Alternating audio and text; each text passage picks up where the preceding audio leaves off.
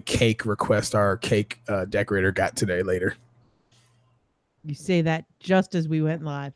Hello, YouTube land. If you are live, you can talk to us in the little chat window thingy. I'll be monitoring that.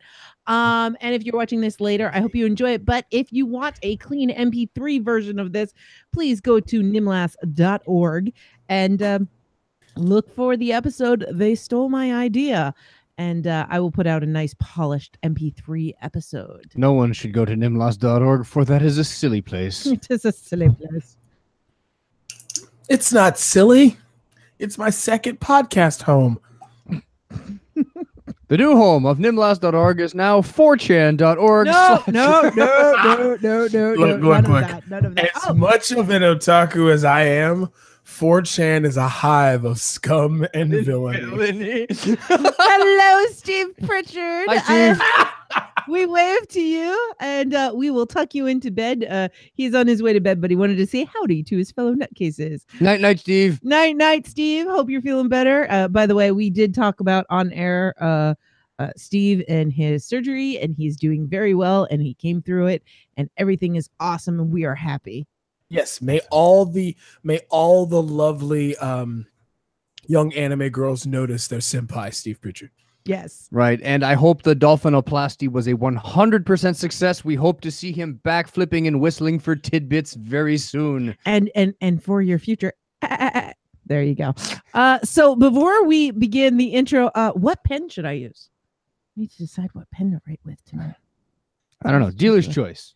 Dealer's choice. I think we're going to go with a nice Pen BBS. This is a acrylic. Not a bulletin board service. No, not a bulletin board service. And it is a pen from China, and it's basically the only way I can buy it is if I buy it off eBay. Goulet's, please start buying it. And it's in a fine tip, and it's got Waterman Enchanted Green in it. Ooh, yes. It's a purdy pen. Fishy. What'd you say, Jen? I said it's a purdy pen. It's such a pretty pen, and it honestly it looks even better in person. I wish you could. So come on up and see it. So come on up and see it. All right. Is so what we're saying. Yes. I'm going to hit record and hit record again. Hello, Mixed Nutcases. This is Nuchas, and today we've got an episode for you called They Stole My Idea. And with me today, I have, as usual... I wanted to be nutty. I mean, hi, I'm Tech. And our frequent guests... I'm Jen. And Jason is on pause right now. Did you steal his intro? I love it. It's awesome. He stepped out. What? He left during the intro? Wow. Yeah. We're so boring that Jason great. left during the intro. Great. Sorry, radio you were right not here. introduced. You are not allowed on this podcast anymore. You missed the intro. I missed something You're else. smiling, but hey, I'm not joking. You can be me, Jen. It's fine. No, I just said you weren't here. It's good. So who do we have with us now? That guy? Oh, hi. I'm Jason. Had to go get my pen. It's all Nutty's fault. All my But pens are at work. Jason, you don't have a camera to show off the pen. No, I'm working on that. Okay. So Tech, can you explain to the audience what we mean by they stole my idea? This happens to all of us at least once, where you have an undeveloped idea either in a sketchbook or a notebook somewhere or nestled deep in a nodule in your brain. And then a book, a movie, a comic book, a play, something happens and you go, hey, I thought about that like 15 years ago. They stole my idea. They didn't really steal your idea, but you just didn't bother to make it into a popular thing.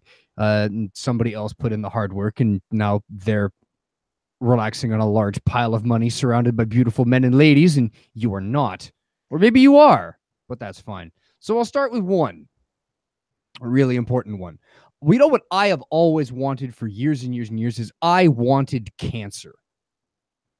And then Scott Pond beat me to it. And now he's getting all the attention in the world, and all kinds of people are just lavishing. Oh, I hope you get better. I hope you feel stronger. Let's draw you a cute little teddy bear. Hashtag Pondy Strong. Yeah, that was my idea. I wanted cancer. And now I don't get to have it because if I do, now it's just, oh, you're just copycatting Scott Pond because he got it first and he did it better and he lost all the weight and you know what, Scott? I'm kidding. I wish him all the best and a speedy recover. And honestly, F cancer, because no one wants this to happen to their loved ones and their friends. And hashtag Pondy Strong. In the info link later on, we will have a link. Yes. To what is that? Is that a? Well, there is the It's a secret project, right? No, we're not talking about that. Shut up. You can get the T-shirt, Fight and Conquer, which is in one of those F cancer kinds of things. But it is designed by Scott Pond, and all the proceeds are going to help with his unexpected medical expenses and everything that he has to deal with for cancer. I believe there might be a GoFundMe link, and I'm going to hunt that down and put that in the show notes. But if you Google hashtag Pondy Strong or hashtag Team Pondy, you're going to find all the links to everything having to do with Scott Pond, who is an awesome artist, an awesome author. Mental Graffiti was a really great book, and I've got some of his art prints on my wall. He is fantastic. I got to advance read that book. All right, well, good for you. Besides being an amazing artist and an amazing author in his own right, he's also an amazing supporter of our extended podcasting family. A really good friend, gives great hugs. Yeah, an amazing guy, a super cool dude, and a creator of a bunch of the visual aspects to a bunch of other authors and things. Scott Sigler coming to mind immediately as being the guy who designed the logos for the Galactic Football League. Yes, I've got one of Pondy's prints downstairs hanging up in my living room. He actually created the first logo for the podcast for Talk Nerdy to Me. Like, Pondy's awesome. So yeah, but he stole my idea. Yes, and that's all a big joke, by the way. I don't really want cancer. No, but that little girl who hated your review of Princess Mononoke is like, oh my God, he's making fun of that man's cancer. You can't turn cancer into a joke. Of course I can. Watch me. That's how we love podcast. And yes, the teddy bear, if you go to nimlas.org and you look for Pondy Strong, you're going to see the Pondy bear that I drew, which is pretty dang adorable, if I do say so myself. So if you disagree with my idea of helping Scott Pond fight his cancer, I'll be putting up a GoFundMe later where I'm trying to buy uranium to give Scott Pond more cancer. No. Please donate generously to either cause, whichever is your whim. Yeah, no, just help Pondy. Jerk. But getting into our actual topic here, instead of offending everyone, I know quite a few people are just tuning out right now because we have made fun of cancer. And I hate Hey, Steve Pritchard left. Well, he was going to bed anyway. He was trying to have sweet, sweet dreams of otaku girls. But yeah, so Tech, why don't you tell us a little bit about the island? Oh gosh. Wait. Are you talking about Mr. Bay's movie, The Island? Yeah. Probably. That sounds about right. McGregor. One of the things that I love in role-playing games, in a well-written role-playing game system, is they will do throughout the book there will be writing prompts, and the first company that comes immediately to mind that is excellent at this is Games Workshop, and all of their Warhammer and Warhammer 40K things is that all of the books are filled with, let's say, like a list. It's like, these are the 12 regiments that fought at this battle, and they'll only put 10, and then they'll redact 2 of them, leaving you a prompt for you to sort of put in your own story into their world. And I love that. And I love that when it's done very, very well, that they leave the world open enough for you to slot yourself in. Another one that was very good at that was Shadowrun. And there was a little throwaway blurb at the bottom of a page about this insurance system that your mercenary characters could buy into called Dockwagon, which was like mercenary paramedics for hire that would come in and rescue your party during a role-playing game. And it said in this little paragraph that at the highest level of donation, at the highest level of like insurance coverage, they would clone you and have vats, like these rows of vats of clones of you, and that if you ever needed an organ, they would just harvest one from one of the clones. So I ended up making a character, an NPC for a friend of mine's campaign, and I roleplayed him for quite a while, and I wrote a bunch of stories about this character. He was a serial number. His name was R26, and R26 was a runaway clone from this facility that had no concept of humanity. The only thing that he knew growing up in a vat is that every time he saw a Red Cross, one of his friends in a vat died. So he knows that Red Crosses bring pain. So as the NPC of the campaign, his whole job was to go around hunting ambulances that the PCs would call, so they wouldn't get rescued. But the whole idea of a runaway clone who was used for medical experiments, and then happens to run away and then find out that he's just a clone of this thing. Yeah, Michael Bay turned into The Island, which I totally came up with first. Totally. To be fair, have never Michael seen the Clark movie. Duncan is in his version. Okay, well, we all love Michael Clark Duncan. We do, and we like Ewan McGregor too. It's just it's Was one he all of those train things. spotty? I don't think so. I don't Okay. know. I didn't see the movie. He also didn't show his genitalia in that movie, which he's known for. Michael Clark Duncan. No, Ewan McGregor. No, I know. Michael Clark Duncan showed his genitalia. I don't think I've seen that movie. Now you've got me thinking about quotes from Green Mile. I'm scared, balls. So you guys have the idea of what happens when an idea has been stolen. Have you experienced that? Yes. See, a few years back, this is when we have the wavy lines and the flashback images. I in- need in to our have like a sitcom. bumper that's, story time with Jason. Yeah. See, a few years back, I had this idea that I was going to make a podcast, and it was going to be a cool podcast, a nerdy podcast. I had to think of a name for this podcast, and I was like, talk nerdy to me. Yeah, that's right, actually. And then I realized that I was not the first one, and they'd stolen my idea way before I could even think of it, and I was ashamed of myself. But I went and did it anyway. It's fun. But no. Actually, I had this same situation happen when I was actually deployed. I started working on it was my first time doing NaNoWriMo, and I was working on a story that I had the general idea for, God, back when I was a small, skinny, short person in high school. But back then it seemed like, no, I'll just, can't write anything. So I thought I'd do it when I had some spare time. And it was this kind of fantasy style story. And I realized that like there was this dude, last name Martin, who made this epic, long, just grandiose fantasy story set with dragons and magic and deep political thriller and all these twists and turns. And I was like, crap. Is that why you don't read the series? It's not, a major part of it, but like, I get myself to like 99.9% of like, I'm going to read that. And then that little voice in the back of my head says, you shattered your dreams. And so I just put it down. Nice. So, by the way, talk about the Talk Nerdy to Me thing.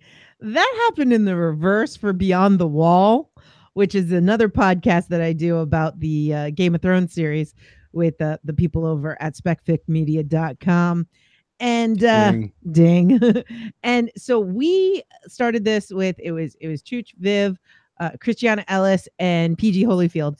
and we started it. We had we registered, our podcast. We got out our first episode and everything.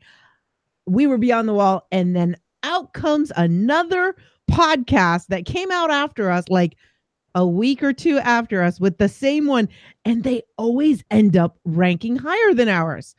And like on the like when you're searching it on iTunes or anything, and they pod faded. So whenever I try to get people to listen to the podcast, they're like, "But there's no more episodes, and I didn't hear you."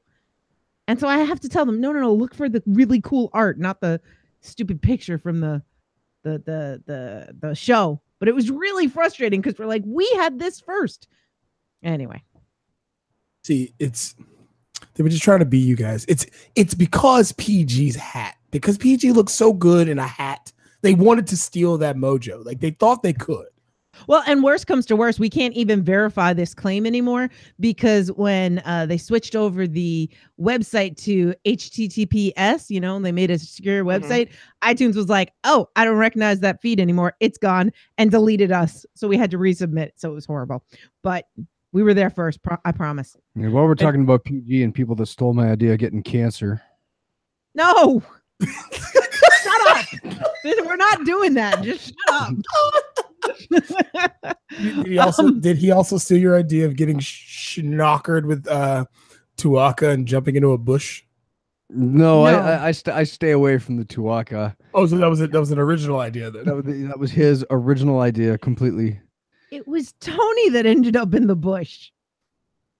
Right. And Tony stole my idea of trying to drink Canadian rye. Yes. Well, no, yes. actually, I gave him that idea. I gave him that one. That was public domain. So, by the way, I just want to say hi to Paul, hi to Shane. Glad hi, Paul. To see you. Hi, Shane. And Jason Paul. wins because Jason said, "Hey, Shane will be popping in." I know, right? Like it's one day I will get to the UK to go see Shane, and then I'll realize that I'll be getting kicked out of his country. It's fine. So, Jen, has anybody stolen any of your ideas? It has to have been a long time if they did, because I don't remember. So what do you think of us with our craziness and getting mad at people for stealing our ideas? For instance, Jason won't read A Song of Ice and Fire, and Tech will not watch The Island. Well, should have been faster. Yeah, we should have.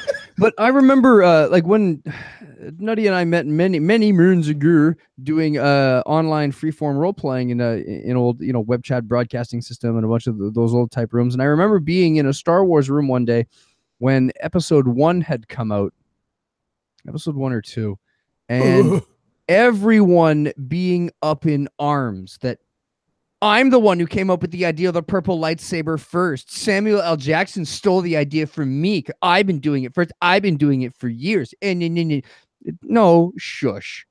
Yeah, that's a little just shush. Although I will say that I did use in a role play the line "assimilate this" from a Klingon about the Borg before yeah, they totally contact. ripped that line They off totally stole it from me. Yeah. But no, I'm not bitter about that actually. But I will say that the Angel storyline in Supernatural was definitely, it felt like a rip, but really, I guess the person that started the game I was playing, it was another role-playing game. It was an urban fantasy setting. And I played this angel, the Lady of Swords, if you remember, Tech. Her job was to wipe out all the sinners. Sinners! Yes, and she would just run around screaming sinners. Shame. But it has a lot of similarities to the Supernatural Angel storyline. But the person who created the game drew on the same influence as the Supernatural writers, which is what's his face wrote Coraline. So that guy. I'm blanking. No, it's all good because guess what I ate earlier? No. We put a newbie in the chat. No chicken. No spoilers. No. Good omens. Yes, thank you, Paul. So do not spoil. So I will mute you. Talking about Supernatural. Don't you dare speak past what you've been on podcast for. Well, here's the deal. In season something or other, they reveal something about a character who's very key to the story. Uh-huh. And this character was actually introduced previously. And when I was, By the way, I'm totally hovering on the mute button. I know, right? I'm choosing my words very carefully. Basically, they introduced. I had an idea where a character basically became the deity of a universe through his writings, like through his poetry. Nope. Shut up. No, Paul, you don't need to leave. I just muted Jason, and I am not letting him continue. This is bad radio. I know this is very bad radio. I will edit it later. But no. You said no. So we're moving on. First of all, you didn't tell me it was Paul Mackey. Yes, it's Paul Mackey. I can't see the chat. There's a newbie in the chat. I can't see the chat. Well, I told you and you didn't listen. And now I sound like Jen. All right. So, but it's not just people stealing ideas. Have you ever had this happen where all of a sudden you come across something that it's how did they get into my mind? How did they create this like specifically for me? You're telling me that out there is an anime full of girls with cat ears in their underpants with World War II fighter planes for legs, and they fight demons with machine guns using magical powers. Yeah, strike witches. How about another show where they anthropomorphize World War II battleships as high schoolers, and they go around shooting each other with guns?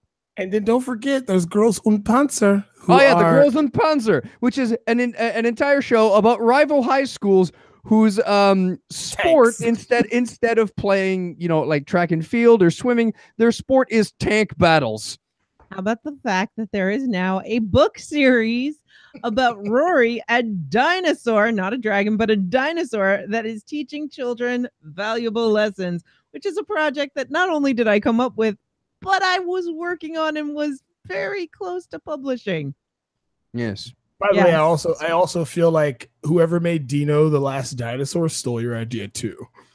Is that a movie? Denver the Last Dinosaur? Yeah, Denver the Last Dinosaur. Sorry. The last dinosaur. Did a whole lot more. Did you not?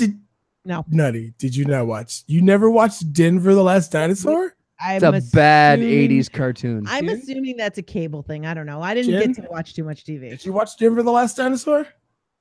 No. Tech, we're by ourselves here, brother. Yep. By ourselves. All by yourself. She also doesn't know My Pet Monster. Oh, with Savage? With Fred Savage? Little Monster or whatever it was, where he goes under the bed and No. That's a different movie. No, the TV show My Pet Monster. Oh. No. God. Real Monsters? That's a different one altogether. You didn't watch Real Monsters? There was the little My Pet Monster, which was like this little boy's best friend, and like the little monster would like come out and play, and then this big evil monster named Beaster would show up every episode to bring the monster back to Monsterland, and he could be banished back to Monsterland by knocking off his sunglasses. So Paul Mackey, by the way, as mentioned before, he does the IdjitCast, which is a supernatural intercast.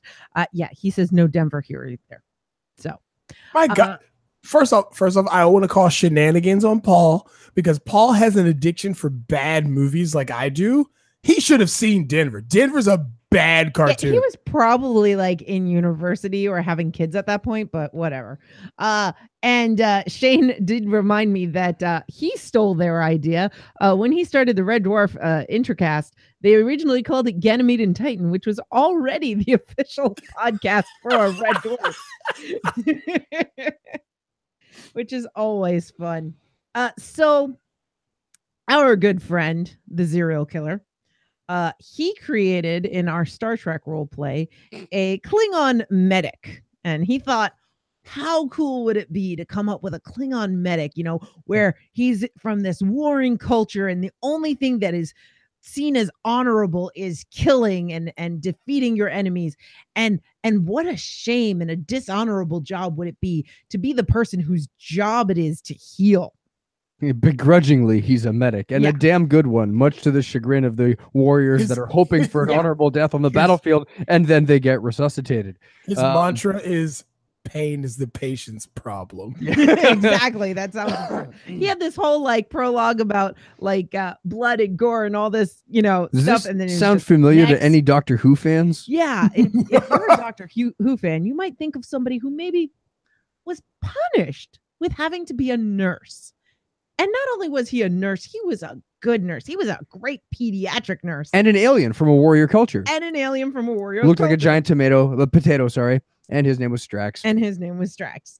So yeah. Doctor totally. Who totally ripped that idea off XK. Yep.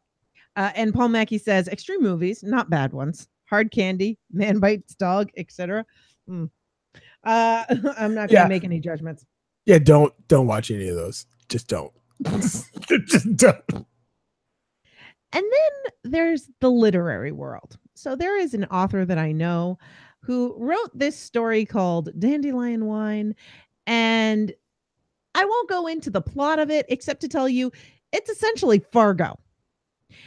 And when they sent it to publishers, all the publishers said, "This is great, just change the ending." And the author said, "Then the story makes no sense if I change the ending and the person lives." And then Fargo came out, and it is exactly what happened in that story. Have you? Spoilers? Whatever. It's Fargo. Oh, wait, hold on. Hey, There's no a- intro cast. There's a 20-year moratorium on spoilers. Wow, is that 20 years old? They brought that by the they oh no, that's Twin Peaks. Never mind. Touche. Sorry. There is a TV show, Fargo, but I don't care. Yeah. So have either of you run into that or heard stories of that where somebody writes something and then somebody else steals their idea? I mean, does the Game of Thrones show count versus the No, book? that's an adaptation. Sorry, because they definitely reached into that dude's brain, or it's he not might the have stolen so- them. Sigler's Infected and Oh! Stephanie, what is her name? Stephanie Meyer? Meyer. Oh, Jen, host. this is why you are my co-host. Really? Oh yes. Oh, If Jen. you ever watch or read The Host, it is infected. Straight up, it's just a female version, like and it didn't have as great an ending. Yeah, I remember when Jen Okay, so what? Okay, you guys know about Mama. I talk about Mama all the time. I told Mama I was not reading anything by Stephanie Meyer because I read the entirety of the Twilight Saga, and it's How would you horrible. do that to yourself. Okay, He does that. He He's was a masochist. deployed and bored. exactly. It was a guy came up to me and was like, "Hey man, I know you're into like that nerdy stuff with like vampires and werewolves. My wife is really into this book series. Check it out." Because I was in the PX looking for something to do. I didn't have a PS3. I didn't have a TV. So I grabbed the first Twilight book. And since I'm a sucker for punishment and I cannot let a book series go uncompleted, I read the whole thing. It's trash. So I told Mom, I was like, "I'm never reading Stephanie Meyer again." And she goes, "Oh, no. You gotta read this book. Her new book. It's called The Host. It's where these aliens come down and they go inside humans and they stay there until they hatch and blah, blah, blah, blah, blah." And I go, "I've read that book already. Scott Sigler did it. And it was great." So I just looked up the dates, by the way, because I remember the host people talking about it, and I never actually read it. That came out in 2008. Infected originally came out in 2006, and then was republished by Crown in 2008. Bam! Mm-hmm. Bam! Dang it, Stephanie.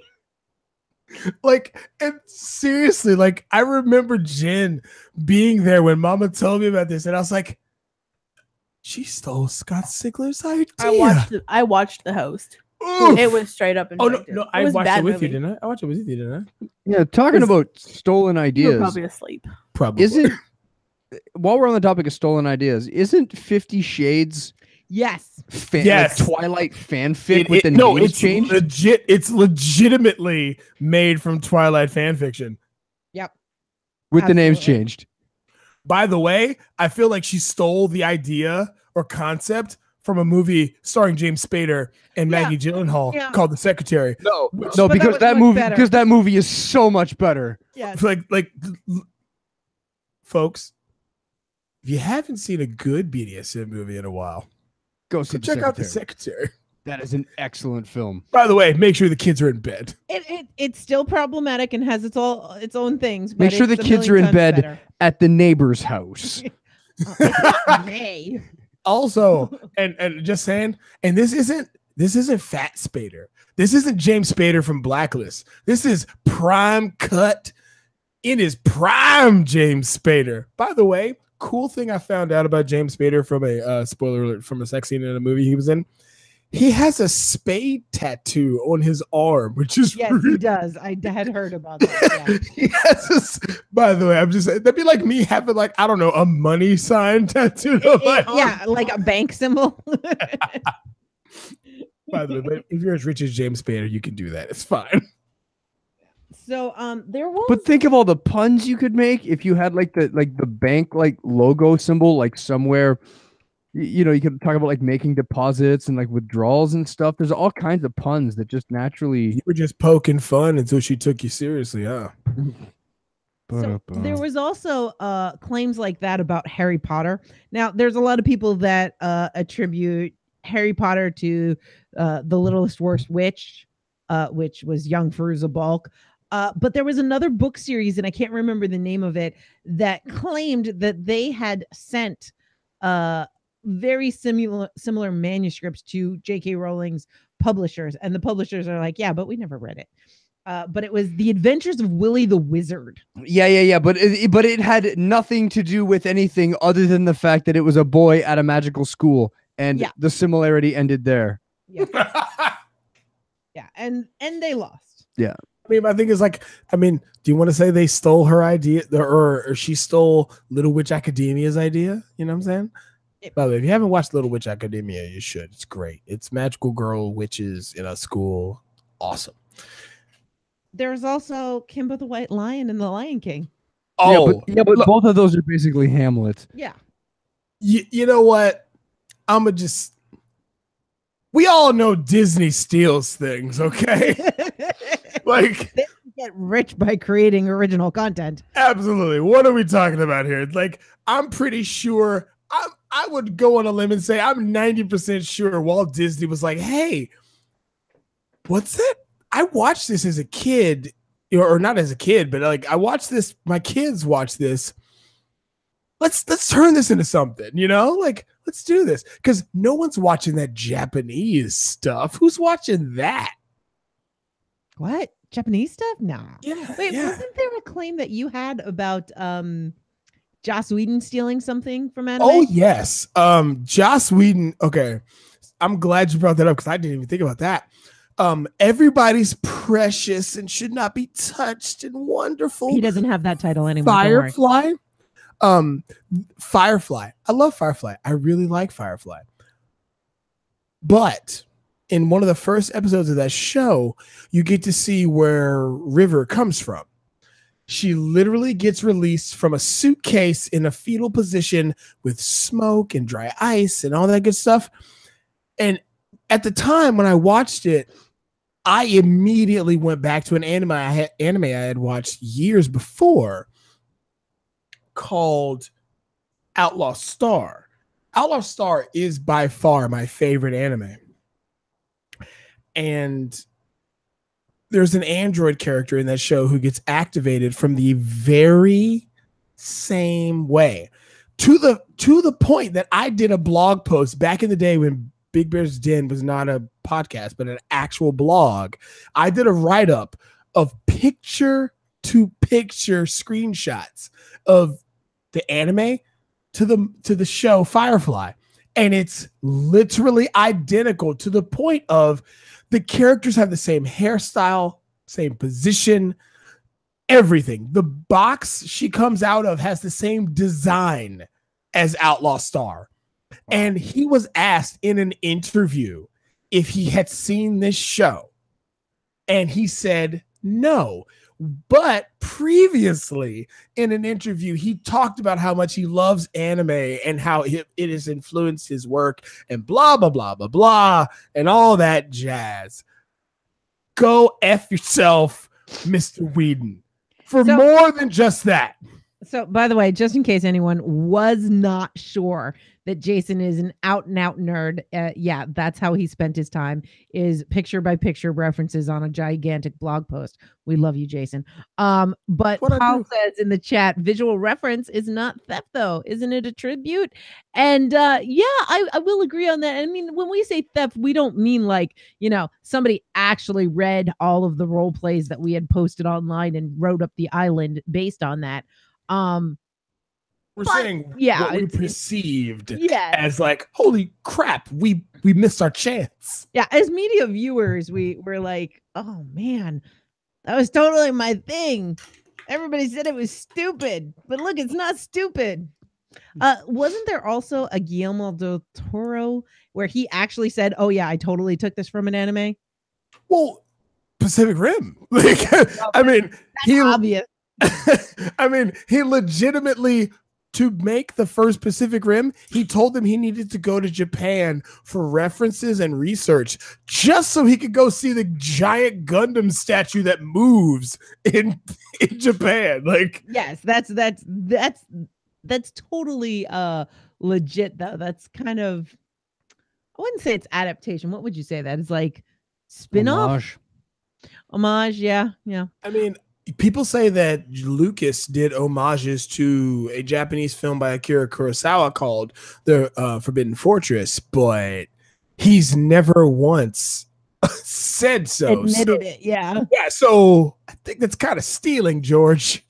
Weiss and Hickman, Margaret Weiss and Tracy Hickman wrote a science fiction trilogy. It's not called the Star Sword trilogy. It's something like that. It is achingly close to the original Star Wars trilogy. I mean,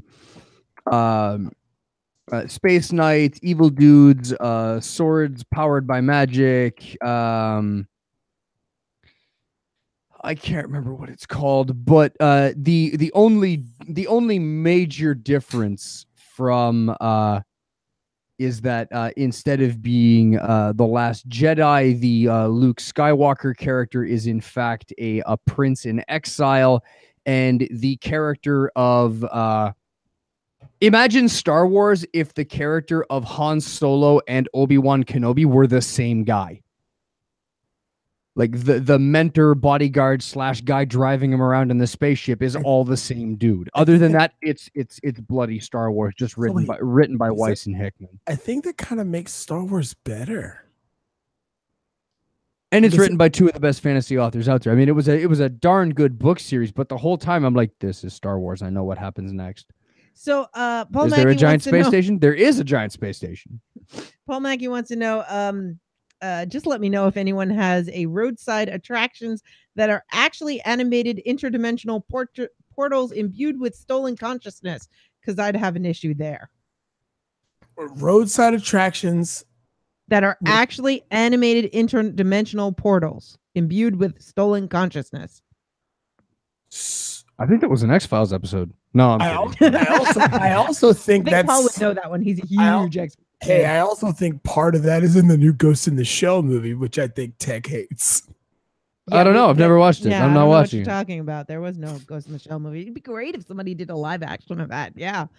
Yeah, it'd be great if somebody did a live action version. It'd also be a really good idea if somebody, did a sequel of The Matrix, because that was a good standalone movie. It deserves a sequel. So Paul Mackey is referencing Really Big Things, what his thing that he wrote is called Really Big Things. And we'll be on the lookout for when somebody steals your idea, Paul. Absolutely. Because that sounds like fun. Next year's blockbuster movie. Yeah, just wait. I will have my shame bell ready to ring at them when they steal your idea, Paul. Wait, yes. I'm going Paul, do you happen to be a Simpsons fan? Oof. Because no, just think about it. Roadside attractions that are interdimensional portals. The episode from season 3 where Mr. Burns hires all of the baseball players as ringers for the company softball team, and Ozzie Smith goes to the what is it, like the pit of mystery, or the cave of mystery, and he walks in and he falls down this pit forever, and there's like equations in the background. Ooh, neat, click, and he takes a photo, and he just falls for the rest of the episode in this interdimensional hell. He's like stuck in purgatory. So what you're saying? Simpsons did it. You're saying really big things by Paul Mackey. Simpsons did it. Right, and the Simpsons did it like 20 years ago. Sorry, Paul, they beat you to it. First off, just so you know, the Simpsons have as of right now, the Simpsons are the longest running continual sitcom on television as we speak. And they've thrown so much spaghetti at the screen, like some of it has stuck. It's Nostradamus. It's Nostradamus. Like, how many things have they put up there that did not happen? So that's the thing. It's like they've put so many things out there. Some of these things had to come. They had to come. Point. You mentioned Nostradamus, and I just want to make Paul Mooney jokes, but I know we can't do that right now. We just can't. Trust me. I almost said his actual name from that show, and I had to catch myself. So I will say that our other podcast that we do on this feed, the Intro to Ghibli cast, where we, Jen and Jason, guide Tech and I through the movies of Studio Ghibli and their producers. Hayao Miyazaki has blatantly admitted to sometimes adapting, but out and out stealing ideas.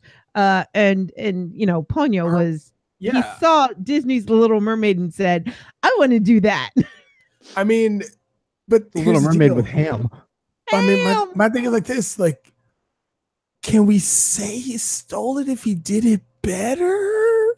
Question mark. You can totally steal something and do it better. Because I think we've even mentioned that, like, that has happened, and that's okay. Now, I would say like this: if they did a cut of The Little Mermaid from Disney where she somehow got an addiction to ham, it might make it better. That'd be lot of fun. Yeah. Oh, it'd be awkward if it was crab. Where Ariel and the French chef are friends. Yes. And it's not crabs he's trying to make. He's trying to make some sort of weird ham concoction. A whole bunch of his stories are, how should I say, lovingly ripped off. Oh, totally. From other sources. Howl's Moving Castle was a book, and it's on my shelf, but I haven't read the book yet. But from all accounts, the movie's better. Yeah, and the book ends very oddly. I mean, his son did a film called Earthsea, which is an adaptation of a book. Yeah, which was also a series on sci-fi, and a bunch of people have tried to adapt it. And apparently, the only thing worth it is the Ghibli movie. So, yay! I mean, if you also, and then you got to think like, he also does you guys haven't seen it, and you probably won't see it for a while. There's a film that came out called Mary and the Witchflowers. It is by animators who worked on Ghibli stuff. And it's basically Kiki. If Kiki was a story about a witch who already had her powers and knew about things, but she wanted to take this magical item from bad people. So imagine if you took Howl's Moving Castle and Kiki and mashed it together.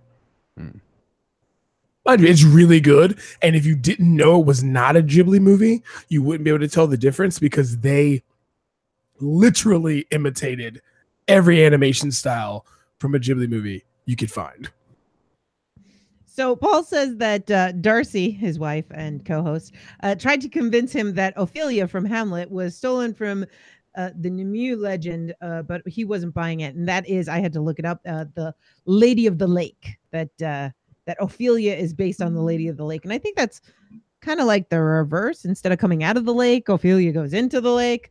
Yeah, I'm not so sure. But, with her arm clad in the purest shimmering samite, thrust her arm from the bosom of the water, holding aloft Excalibur, and decrying by divine providence that I, Arthur, was to be king. And I could go on and do the entire peasant sketch from the Holy Grail, but I won't. I'll stop there. Hey, Hi, I'm Disney. It's called The Sword and the Stone. Oh, the poor squirrel. Oh, the squirrel. Oh, So sad. That if you want to hear about that, go. We did an episode on that, didn't we? Was that an epic or a Nutty Bites? I think that was an epic. Yeah, where we talked about some of the saddest things. from Speaking the, of ripping off ideas, what so epic? epic. So we get to New Brunswick. We get hooked up with this amazing community radio station, 97.9 FM CHSR, your New Brunswick campus and community radio station CHSRFM.ca. at chsrfm.ca. Those love those guys down there and loved the 3 years that we got to work with them. But we ran into Mark and the rest of the dudes that were working on a show called Epic. And we're sitting around having dinner one night, and he's telling us about his show Epic that he does with his co-hosts, and it's a geek culture show where they talk about things that are awesome and things that are amazing, and they change topics every day. Yeah, and they then debate things. Yeah, they do these crazy debates, and they each bring up things on these new topics, and they talk about different aspects. never heard of it. And say, Never heard wow, of it. that sounds a lot like Nutty Bites. What episode are you on? Oh, we're on. two. They were on They like were episode 2 or 3. And what 35. episodes are we on? No, like 40 or 50. Well, no, not quite because Oh. we were monthly. They Right. were, yeah, more frequent. But yeah, it was just one of those things where NCAP's like, you know, you should talk to Nutty. I think you guys would hit it off. You're doing very similar things. And that's how I became part of the Epic crew. It was, hey, We became well, part of yes. Epic Well, Crew. I started. First. You were away. He was away on training, and Kevin said, "You know what? It'd be really nice if you came and guested on our show. We're always looking for guests, and it's kind of a sausage fest." So I came on, and then they said, "Hey, you want to stick with us?" And then when Tech came back, he joined us, and we became the regular crew, which was pretty awesome. And where's Epic now? Oh, they faded. Oh, But they are making a resurgence. I hope so. It would I be hope fun. so too. Apparently, And we want to do a ranty episode of reboot. yep, doodle-oop, reboot. But The apparently, reboot of reboot. well, the only difference between the big difference between Nutty Bites and Epic was that every episode of Epic opened with With a an sketch. in-character skit, and they were hilarious. They took a long time to edit. Cabot is a bit of a masochist in the amount of work that he was putting himself through to A little bit of a reason for the pod fade. Yeah. Yeah. The amount of editing he was doing was insane, but those skits were so much fun to do. Well, especially because we did a live video episode, and for that we pre-recorded a video sketch that we put up. It was insane. He's doing it the hard way. Yes, he was definitely podcasting hardcore and terrestrial radio hardcore. But it was a blast, and we loved Epic. And you can find that at geekloo.ca. But they totally stole our idea. Totally. But it's all good because, I hear there's this other podcast where it's a guy and a girl, and they talk about nerdy things, and they kind of bicker a little bit. Rip off. I've never heard of such a thing. And I hear like the woman, she kind of keeps the guy in check. Yeah. I've The never other heard guy's such a that thing. grumpy, irritable, half-drunk veteran. Yeah. Yeah. I've never heard of such a thing. No, Never. It's not Talk Nerdy to Me podcast.com, where the 2 is the number 2. No, that wouldn't be it. I was trying to be cute. So, Jen, can you think of any other literature instances? Not off the top of my head. Okay. I sourced Jen because she's read way many more books than most people. Now, excuse me. I will say this, Jen. Can you think of any stories, movies, TV shows, or whatever that have stolen from Inuit culture? Because you have a far deeper understanding of Inuit culture. You speak Tlingit, blah, blah, blah. And every time Jen hears something about Alaska where they're like, oh, blah, blah, blah, they live in igloos, she turns a shade of red that I feel like would be followed normally by a sword and a beheading. So can you think of anything where they stolen from that culture and adapted it into something? You mean Yes. like Alaska Bush people? Is that a TV show? Oh yeah. It's, on this whole thing of we could very easily sort of murk up this whole thing and go completely off the rails and just say, the whole thing of cultural appropriation is a massive form of stealing ideas, and we see this all over the place in media, everywhere. Sometimes rightfully attributed, a lot of times wrongly attributed, where people are now being offended by everything for no reason. The example of the guy whose little girl was playing, she was having a tea party, and the father decided to play with his little girl. Instead of doing a tea party, they did a Japanese tea party. So they got dressed up in kimonos and they researched how to do a tea ceremony, and they learned. They played, having a tea party with the little bears and everything, but they did a Japanese tea ceremony. And then he showed pictures of her in her silk kimono and the little tea set and everything, and it was deemed culturally appropriate, cultural appropriation. That by some people on the internet, dressing up his daughter in a kimono was yellow face. Yeah. And then there were people that came to his defense and said, this is appreciation, and these are the reasons why. And they cited how he did the actual research. Yeah. He did the actual tea ceremony. They were not in yellow face. They were wearing the same costumes that one might if you were in Japan and you went to one of these tea ceremonies. But then there's, things like, oh, let me wear a sombrero and a mustache as a costume because I want to get drunk on May the 5th. Yeah, culture is not a costume. Culture is definitely not a costume. But one thing that I learned, I discovered this week, is that there's even a historical vignette, a Canadian vignette. Who does those? The History Minutes. Yeah, the History Minutes of Canada, and it's about Grey Owl. And Pierce Brosnan is playing Grey Owl, who's supposed to be this First Nations chief who, in history was touring. No. Wait for it. Touring all of Europe and England and telling everybody about the First Nations culture. And when he comes back to Canada, the clan has welcomed him and wants him to come to dinner, and he does not want to go because he's a white man. And who was lying to the entire world for his entire world book tour. Yeah, he wrote all these books and he was lying to the world and profiting off of this. And then the clan welcomed him and said, you got a lot of it right, and you actually did introduce the world to us. Oof. But yeah, there's a whole History Minute episode about it. It's fantastic. Oof. Let's see. Can we make Jason oof one more time? Well, here's the thing, right? So I've run into a situation where I don't know if I should be upset or supportive, because it's not necessarily stealing per se, but it's definitely blurring the lines. Because I think I've mentioned this before, but there is a book called Truvine that is based, or not based, but it tells the story of my two great uncles, George and Willie Muse, who were albino African Americans who were kidnapped as children and sold into the circus. Which is why I have conflicted feelings about the movie Greatest Showman, because they did in turn work for Barnum and Bailey. But I do enjoy that movie as a musical. The person, you're a nerd. Exactly. And P.T. Barnum is a terrible human being. He owns slaves. That dude can go F himself. But they're making a movie or whatever. They're in talks of making a movie, to the point of Leo. Yeah, Deco's producing. Yeah. And I don't know how to feel about it.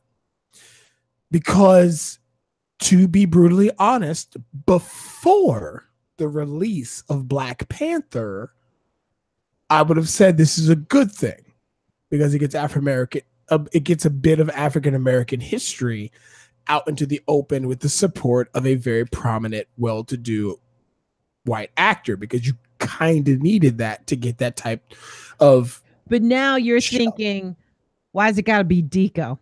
Exactly. And here's the deal. And why has it got to be that it was a white lady that wrote this book? No, hold on. I literally have. I know you like her. No, absolutely. I have had coffee with Beth Macy.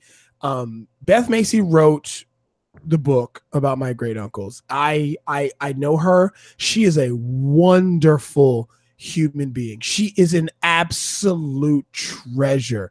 And if the majority of Caucasian culture throughout the world were like her, we wouldn't have the problems we do now. She is absolutely sensational.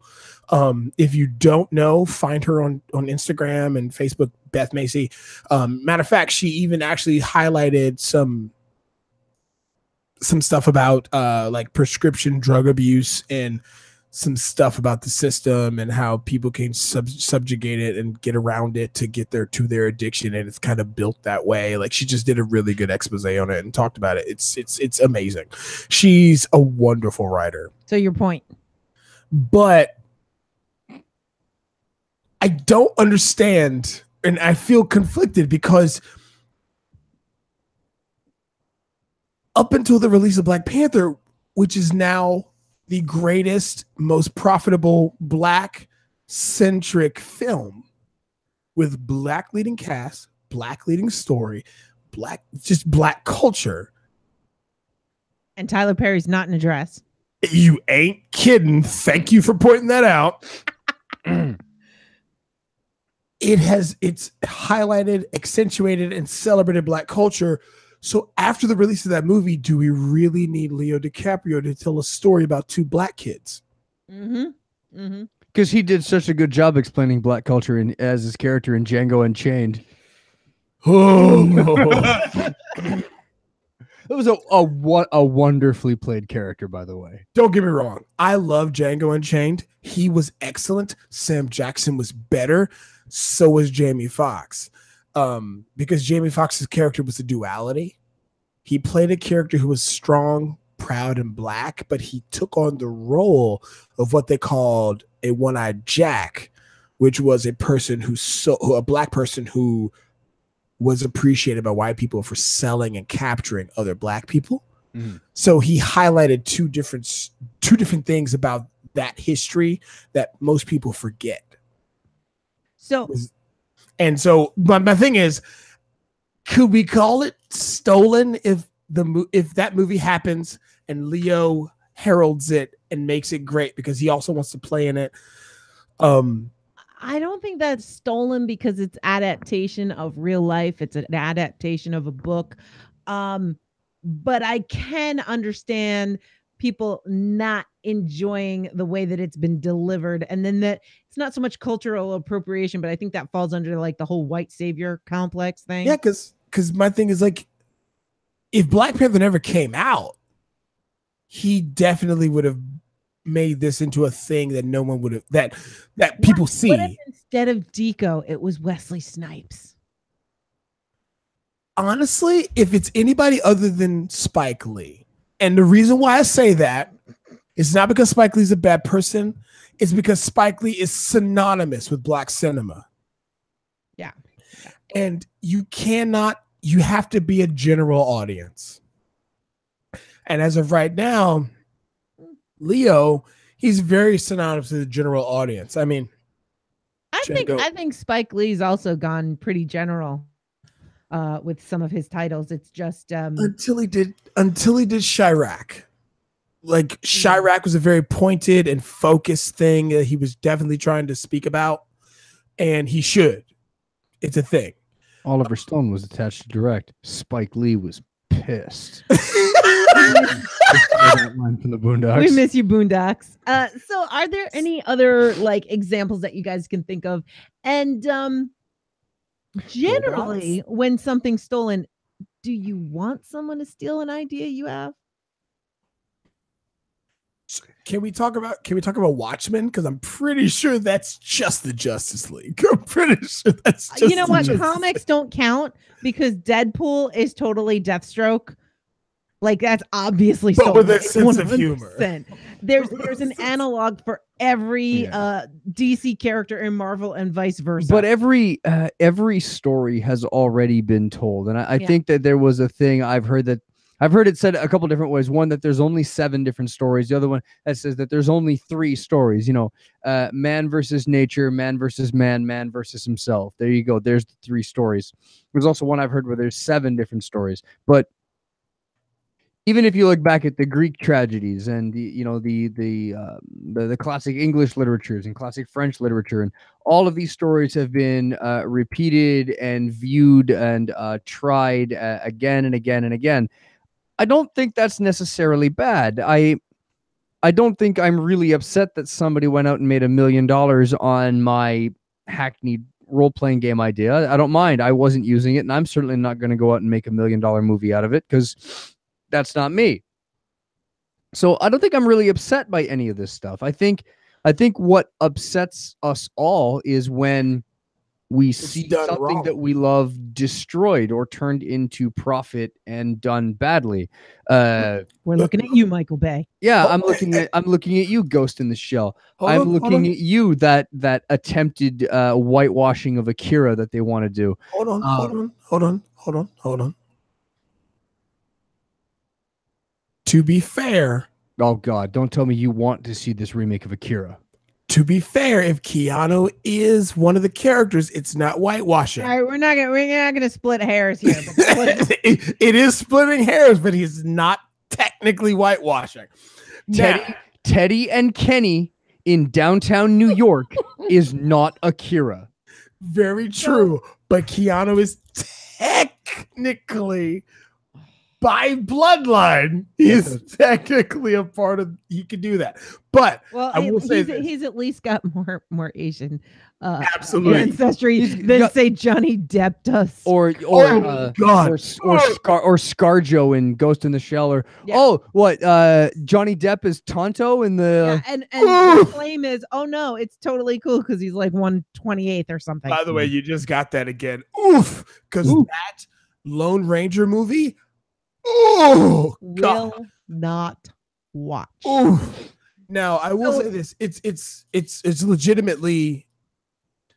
No one wants any idea that they've had, will have, or no one wants it adapted badly. No one wants anything that they like, enjoy, or participate in adapted badly.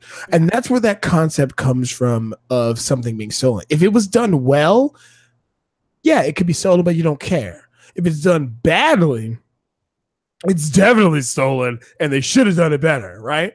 Absolutely. So there is this theory or this term that is used when multiple people who have no connection to one another come up with the same idea. It's called multiple discovery. And this happens all the time, where one author is writing a story that is entirely similar to another author who's halfway across the globe. Well, you can see that in human evolution. Like the bow and arrow was developed in multiple cultures across the world at the same time. The drum was an instrument that was invented across the world in multiple cultures all at the same time. Why do so many cultures have flood myths? Why do so many cultures have myths that are similar? That look at paintings of the 1860s. You look at Munch's Scream and Van Gogh's Starry Night and all those crazy twisted stars that all of a sudden show up for a few years in everybody's paintings around the world. That's because there was a massive volcano called Krakatoa that exploded, that filled the air with ash, that made the stars all like hippie dreamy for like 3 years. But there's flood myths in cultures in the West and the East. There are rebirth myths in the West and the East. Specifically, look at knights versus samurai, right? Mm-hmm. I mean, those are loyalty bound, honor bound protectors and soldiers from two different cultures, but they're basically the same thing. Yeah, and you can take a story like The Seven Samurai and make it into a Western called The Magnificent Seven. And it translates pretty darn well. Pretty well. By the way, that remake with Denzel, pretty darn good. Haven't watched it yet. Really looking forward to it. And then you can make a really funny Ferengi episode of Deep Space Nine. Oof. You watch Deep Space Nine? I have respect for you. Deep Space Nine is like the best Star Trek. I feel like some of those episodes are good when it's They dealing totally with ripped it off Gene Roddenberry. Oh my god, They what did. What a They rip. totally Rick Berman and Brandon Braga completely ripped off Gene Roddenberry. and you know they Roddenberry was were a terrible really human stealing being. it from Babylon 5 too. So Paul Mackey says shapeshifters are everywhere, tricksters are in every religion and myth. We see it all. So I mean, this is something that just happens. Like, we don't actually think people are stealing these things from our brains, They are in some cases, but but they kind of are. Yeah. but it's a cultural subtext of like a cross. It's I don't know if your listeners have played this game, but there's a video game called Persona 5 that talks about the social subconscious, where ideas and concepts are socially accepted, so they just kind of become a general idea of everyone. And I feel that can be accepted across cultures, across places, just based on circumstance and situation. yeah, we all sort of collectively decided that Keanu Reeves was a good actor. He isn't. Yeah, who decided that? But we've all whoa, sort of whoa. decided that it's Whoa. okay. Whoa, exactly. I Thank think you, it Ted. depends on the role that he's in. Absolutely. Because Bill and Ted, It's coming back. it's pretty good. And you know what? He's doing a sequel to a movie that came out in the 80s and 90s, and we don't care. We're excited about it. Now, flip that. What if they made a Back to the Future movie? We'd be furious. We'd be pretty upset. Yeah, that was those movies were pretty kind of they were pretty perfect. By the way, I will say that Billy Idol totally stole Spike's look. Just putting it out there. Spike the vampire from Buffy, you mean? Yes. And not the other way around. yes. By the way, can we also say Chris Pratt is imitating Nathan Fillion? Can we just say that? You know what? I have no problem with this whatsoever. I kind of do, because when I see Chris Pratt play Star-Lord, I'm like, why isn't Nathan Fillion doing that role? It's from Firefly. I'm pretty sure. Nathan Fillion's doing other things, and it'd be great if he shows up in Marvel at some point. Oh my but he can be God. somebody else. Why hasn't he been? Benicio del Toro has been in a Marvel movie, but not Nathan Fillion. You know what? Full He's bloom. doing voice acting. Maybe he let himself go and doesn't want to be on the screen right now. Or maybe he what? just likes, wearing stretchy pants to work. Right? And not having to shave. I mean, dude, I don't blame you. Voice work sounds great. Look. Mark Hamill didn't shave for the last Star Wars movie. No, and it looked great. Anyway, Yeah, on that exactly. note, and now for something completely You different. stole that from me. I You know. stole that from me. And on that note, we are wrapping this up. Thank you so much for everybody listening to us ranting and raving and having massive nerd rages, because they stole our idea. And there are so many more that we didn't even talk about. So why don't you tell us about an idea that was stolen from you? Send it to any of the contact links that you'll hear on the outro, because we want to know who stole from you. And you can find all of my stuff at talknerdytomepodcast.com. No, wait, that's not me. And you can find all of my stuff at upsidedownandflying.ca. Wait, that's not me. No. Oh, wait, hold on. No, wait. You're expecting me to follow this gag, but saying you can find all of my things at nimlust.org, huh? Mm-hmm. But I'm not going to do it. So there. Ha ha. Speed. Is there a monkey in your trunk? Speed. I wonder how long I can let him do that. Oh. Please don't. See, Tech knew where I was going with that. So thank you all for joining us. But I do want to also give a very special thanks to the people who have been supporting us on Patreon For Or- whatever reason. for whatever, because they want to hear 2 episodes a month, and we have been able to deliver that mostly. Sometimes it's kind of cramped at the end of the month, but that Sick happens. That's weirdos. fine. I mean, I love you. But including people that are so petty that they need to make sure that they're donating $1 more than the other big daddies. So the top big daddy would be Jason Banks. Yeah. Thanks, Daddy. Yes. Yes. And I'm so glad there's no video. the other two big daddies, both Dave and Aaron Jackson. No, Thank you so You should much. call Thanks, them guys. minor big daddies. They are beneath me. They are not as wonderful as me. Okay, But you know so who's wonderful? Susanna is wonderful. And so is Andy Luke. You can find his books on Amazon. But also, we adore Shane Poole Hi, of the Shane. Red Dwarf Love you, Shane. Introcast, who's probably sleeping now, right now, or should be. We love Beth Case. And we also love The Radical Geek. And Steve Pritchard, who we got to chat with earlier tonight and is doing much better after his surgery. We also really dig Come Rich on. the TT, who is currently traveling through time listening to our back episodes Making and hush sending in puppies. feedback and hopefully making hush puppies. Aw. Gotta love them hush puppies. And we want to thank Dagny. We want to thank Mike, Ken Kennedy, Come on. Lynette McFadden from the Bycast. You can find that at thebycast.org. Aurora Lee, you can find her on Patreon. Susan and Jason's favorite. Do you want to say it? Oh yeah. Oh yes. Go ahead. No, go ahead. No, you don't want to say it? No, go ahead. Go Okay, ahead. this would be Melissa Bartell, the bathtub mermaid. Oh yes.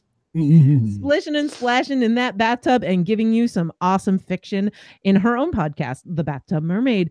And we've got Kinsey, thank you so much. And Ian of the Web of Queer, we adore you. Our favorite lawyer, you didn't know we had a favorite lawyer, but that would be Harold. And we also want to thank Jen, past patron, and we want to thank Patrick Scafito. You can also find his work on Amazon. He is an author. And often, we kind of dig Nick. yeah, usually Nick. Often Nick. Yeah, thanks, Nick. Thanks, Nick.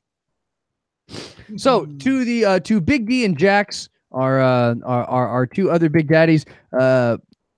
I think we've got Step a bit of your war going on game here. up, Pony up, son. boys. Let's see where this goes. No, we're good. Thank you so much, everyone. And thank you, everyone who joined us in the chat. We really did appreciate your input, and it was a lot of fun chatting with you guys. Hopefully, we didn't spoil Paul too much. Hold on.